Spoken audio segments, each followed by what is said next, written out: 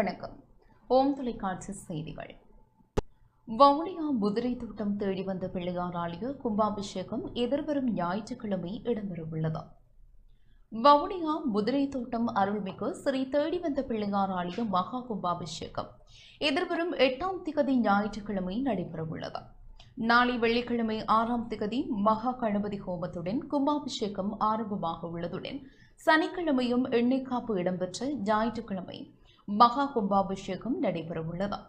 இவை தொடர்பில் சர்வதேச இந்து மத குறிப்பீடாதிபதி சபரிமலை குருமுதல்வர் மகாராஜராஜகுரு ஸ்ரீ ஐயப்பதாச சாம்பசிவ சிவாச்சாரியார் இவ்வாறு விளக்கம் அளித்தார். ஓம் தொலைக்காட்சி நேயர்கள் அனைவருக்கும் சர்வதேச இந்து மத குருவிடத்தின் இனிய வணக்கங்களும் நல்லாசிகளும். வருகின்ற சனிக்கிழமை 7/2/2026 அன்றைய தினம்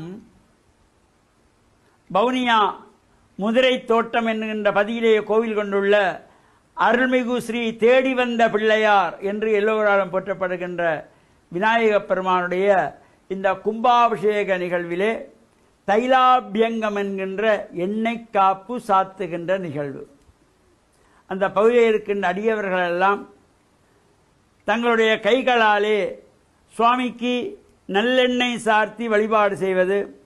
இந்த 12 ஆண்டுகளுக்கு ஒரு முறைதான் இவ்வாறு ஒரு வாய்ப்பு நமக்கு கிடைக்கும். மூலஸ்தானம் வரையிலே சென்று சுவாமியை தொட்டு எண்ணெய் காப்பு வைக்கின்ற நிகழ்வானது இந்த நல்லெண்ணெய் சாத்துகின்ற பொழுது ஒவ்வொருடைய உள்ளத்திலும் நல்ல எண்ணங்களோடு சென்று நாம் இந்த பிரார்த்தனை செய்தால் எல்லா விதமான சிறப்புகளும் கிடைக்கக்கூடியது.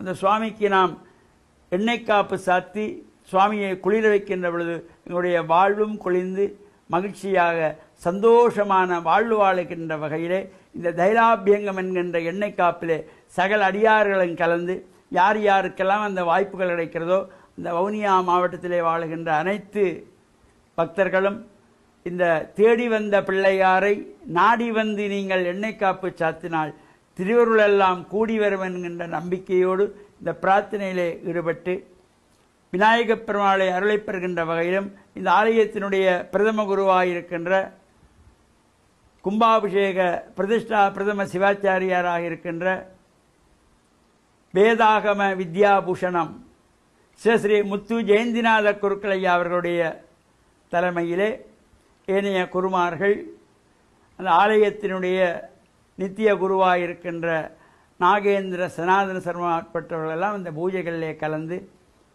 வழிபாடுகள் செய்கின்ற பொழுது சகல அடியார்களும் சென்று பிரார்த்தனை செய்து தேடி வந்த பிள்ளையாரை நாடி சென்று திருவருளை கூடிப்பெற்று வாழ்வில் உயர்வுகள் பெற்று பேரானந்த பெருவாழ்வு வாழவும் மகா கும்பாபிஷேகம் இனிதே சிறப்பாக நடைபெறவும் சர்வதேச இந்து மத குருவிடத்தின் சார்பில் நல்ல ஆசிகளை கூறிக்கொள்வதில் மன மகிழ்வு கொள்கிறோம். வணக்கம். இத்துடன் இந்த செய்தி அறிக்கை நிறைவு பெற்றதாம். தொடர்ந்து நமது நிகழ்ச்சிகளோடு இணைந்திருங்கள். வணக்கம்.